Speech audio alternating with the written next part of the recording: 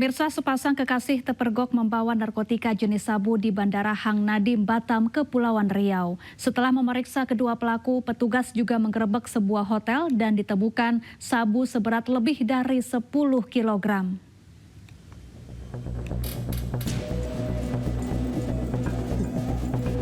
Petugas Bea Cukai Batam dan Polresta Barelang Batam Kepulauan Riau menggagalkan upaya penyelundupan narkotika jenis sabu di Bandara Hang Nadim. Penggerebekan bermula dari petugas yang curiga terhadap koper milik sepasang kekasih yang melewati alat pemindai sebelum menaiki pesawat. Petugas langsung memeriksa keduanya dan ditemukan 8 bungkus sabu dengan total berat 2,2 kilogram. Kedua pelaku mengaku sabu akan dibawa ke Kendari, Sulawesi Tenggara. Setelah meringkus kedua pelaku, petugas langsung mendatangi sebuah hotel di Batam dan menangkap 9 orang lainnya. Dari hotel ini, petugas menyita sabu seberat 8,7 kilogram. Nah, di mana ya sabu ini dimasukkan ke dalam celana jeans ya, yang sebelumnya ya dari 4 celana jeans kita temukan 4 kantong sabu dengan berat masing-masing ya di antara plastik itu seberat 280 gram. Kami melakukan penggerebekan dan penggeledahan di salah satu hotel di kawasan Jodoh, Pulau Batam, di mana kami menemukan 5 kamar yang digunakan oleh pengendali. Ya, pengendalinya daripada RD dan AM yang penumpang tadi. Ya, kita temukan barang bukti sebanyak 8.715 gram. Saat ini petugas masih memburu 2 pelaku lainnya yang masih buron. Para pengedar narkoba lintas negara ini terancam hukuman penjara hingga hukuman mati. Dari Batam, Kepulauan Riau, Gusti Yenosa, iNews melaporkan. Pemirsa, kegiatan siswa SMA Negeri 1 Porong Sidoarjo ke Malang yang berujung pada kecelakaan di Tol Pandaan hingga menyebabkan korban jiwa ternyata tidak berizin. Ternyata siswa dan guru pendamping yang berangkat hanya mengantongi izin mandiri dari kepala sekolah tanpa izin Dinas Pendidikan Provinsi Jawa Timur.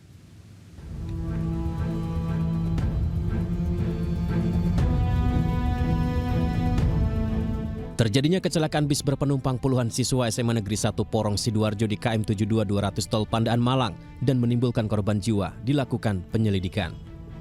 Terbaru diketahui ternyata kegiatan siswa SMA Negeri 1 Porong Sidoarjo ke Malang dalam rangka foto kenangan perpisahan itu tidak berizin dari Dinas Pendidikan Provinsi Jawa Timur. Saya sudah mengcross-check langsung dengan berbagai pihak termasuk dari kepala sekolah, dari kepala cabang dinas terkait kejadian kegiatan ini yang dilakukan oleh sekolah. Ternyata kepala sekolah sudah menyampaikan kepada saya bahwa kegiatan ini memang sebelumnya belum didapatkan izin. Namun karena kegiatan ini mungkin secara pribadi dari satuan kelas dari SMA 1 Porong ini yang memang melakukan kegiatan secara mandiri. Sementara itu terkait korban kecelakaan yang menewaskan seorang siswi SMA Negeri 1 Porong Sidoarjo, pemerintah Kabupaten Sidoarjo memberikan santunan kepada keluarga korban. PLT Bupati Sidoarjo Haji Subandi menghimbau kepada seluruh sekolah di Sidoarjo untuk tidak melakukan kegiatan keluar kota lagi. Jadi himbauan untuk SMP ke bawah ini sementara kita tidak berbolehkan karena kondisi keluarga yang seperti ini. Contoh kemarin yang ada di Jakarta. Hari ini, padahal kemarin ini baru kita sampaikan, ini terjadi di Pasca terjadi kecelakaan tunggal, sejumlah petugas dari Direktorat Lalu Lintas Polda Jawa Timur dan Satlantas Polres Pasuruan melakukan olah tempat kejadian perkara di lokasi kejadian eksit tol KM 7273, tepatnya di Desa Capang, Kecamatan Purwodadi, Kabupaten Pasuruan, Jawa Timur. Nampak petugas menggunakan sejumlah alat seperti kamera, bendera pengukur, serta 3D laser scanner untuk memastikan penyebab kecelakaan bis rombongan siswa. Ini gabungan dari Ditlantas Polda Jatim, Intia Polda Jatim, tim Jasa Raja Polda Jatim, dan tim Ditlantas Polda Jatim sedang melaksanakan olah TKP di tempat kejadian perkara tepatnya di KM 72,200 wilayah Purwodadi, Kabupaten Pasuruan, yang nantinya hasil ini akan tahu penyebab terjadinya laka lantas. Diketahui sebelumnya sopir Muhammad Hoirul Arufi warga Ngoro, Kabupaten Mojokerto mengangkut 31 siswa kelas 12 SMA Porong dengan bus Brimob untuk foto album kelulusan lewat jalur tol Pandaan Malang. Di lokasi kejadian kendaraannya menabrak tiang penunjuk arah tol.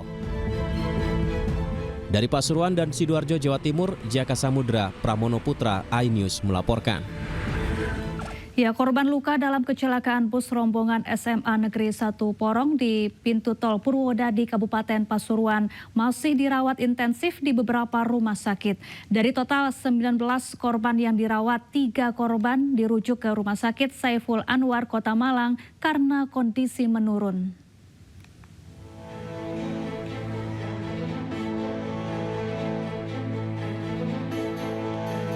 Upaya penanganan terhadap korban kecelakaan bus rombongan SMA Negeri 1 Porong terus dilakukan sejumlah rumah sakit di Malang. Salah satunya Rumah Sakit Lawang Medika, Kabupaten Malang, Jawa Timur. Dari total 19 korban yang dirawat di Rumah Sakit Lawang Medika, saat ini tersisa 16 korban yang dilakukan perawatan. 3 korban lainnya dirujuk ke Rumah Sakit Saiful Anwar, Kota Malang, karena kondisi yang menurun dengan cedera berat pada bagian kepala. Yang dirujuk 3 orang tuh kami rujuk ke Rumah Sakit Pusat ke Rumah Sakit Saiful Anwar, lihat kondisinya yang semakin memberat, dalam artian sepertinya semakin memburuk. Jadi kami rujuk untuk mendapatkan penanganan yang lebih optimal.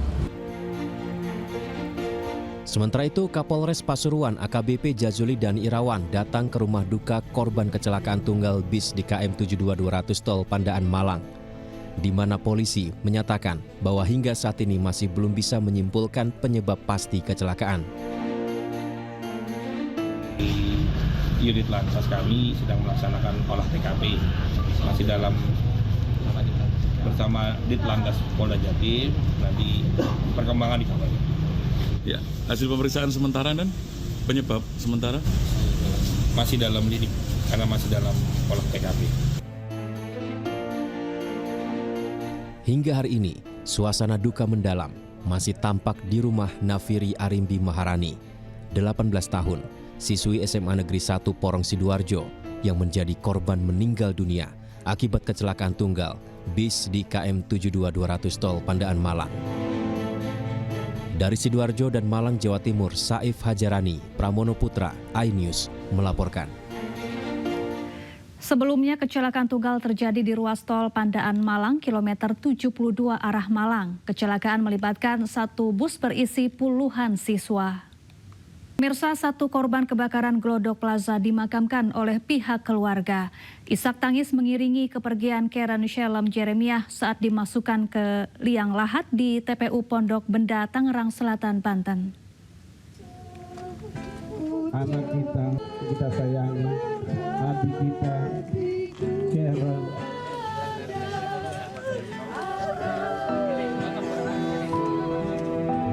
Isak tangis serta iringan doa mengiringi kepergian Karen Shalom Jeremiah saat dimasukkan ke liang lahat di TPU Pondok Benda, Tangerang Selatan, Banten. Karen Shalom Jeremiah merupakan satu di antara para korban yang tewas akibat kebakaran Glodok Plaza. Di mata keluarga dan rekan-rekannya, Karen merupakan pribadi yang baik dan mudah bergaul. Tak hanya menjadi seorang influencer, Karen juga seorang founder akun Nambiske yang tujuannya membantu para pelajar menengah atas agar dapat masuk kuliah di perguruan negeri secara gratis. Banyak kesaksian dari teman-temannya yang menyatakan bahwa memang anak saya anak yang baik. Itu satu. Memang dia anak yang baik. Anak yang nggak pernah ngerepotin, anak yang mandiri, anak yang taat sama orang tua, sama kakak-kakaknya nurut, selalu membantu, nggak tegaan orangnya. Sebelumnya, Rumah Sakit Polri Kramat Jati Jakarta telah mengidentifikasi 5 korban tewas lainnya. Para korban yang berhasil teridentifikasi yakni Karen Shalom Jeremiah, Zuki F. Rahja, Aulia Belinda, Osima Yukari, Desti Eka Putri, dan Ade Arianti. Dari Tangerang Selatan, Banten, Nunung Purnomo, iNews melaporkan. Pemirsa, pelaku pembunuhan dan mutilasi di Ngawi, Jawa Timur, Rohmatri Hartanto terekam CCTV saat membeli pisau di sebuah minimarket sebelum membunuh korban. Saat ini polisi masih memeriksa intensif pelaku termasuk memeriksa kejiwaannya.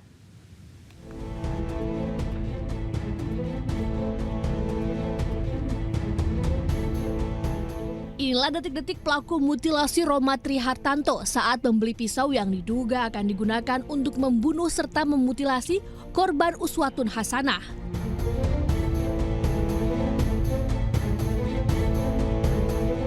Selanjutnya beberapa jam sebelum melakukan eksekusi pembunuhan, tersangka Rohmat mengajak korban untuk makan malam. Tak nampak jika keduanya bertengkar atau cekcok, hingga terjadi pembunuhan pada Minggu malam 19 Januari lalu. Selain membunuh, tersangka juga menjual mobil korban seharga 57 juta rupiah untuk membeli mobil sedan bekas warna hitam. Hingga kini Polda Jawa Timur masih melakukan pemeriksaan kejiwaan terhadap Rohmatri Hartanto, pelaku mutilasi, ke psikiater untuk mengetahui apakah tersangka ada gangguan kejiwaan. Pemeriksaan kejiwaan dilakukan selama 6 jam oleh psikolog Polda Jatim. Kita juga sudah melakukan pemeriksaan psikiatri ya, ahli ya. Kemarin sudah dilakukan pemeriksaan kurang lebih 6 jam. Ya, 6 jam dari pagi sampai siang. Ya, hasilnya masih dianalisis ya. Nanti mungkin kalau memang sudah keluar analisisnya itu nanti akan kita sampaikan apakah yang bersangkutan ini memang psikopat atau tidak ya. Nanti kita lihat. Polisi juga terus melakukan pengembangan penyelidikan kemungkinan adanya tersangka lain. Sebelumnya, Rohmatri Hartanto alias Antok tega membunuh dan memutilasi kekasihnya Uswatun Hasanah, 29 tahun, yang jasadnya dibuang sejumlah wilayah, yakni Ponorogo, Trenggalek, dan Ngawi. Tim Liputan iNews melaporkan. Buntut dari dugaan pemerasan terhadap puluhan warga negara asing asal Cina, sejumlah pejabat imigrasi Bandara Soekarno-Hatta dinonaktifkan. Selengkapnya sesaat lagi, tetaplah bersama kami.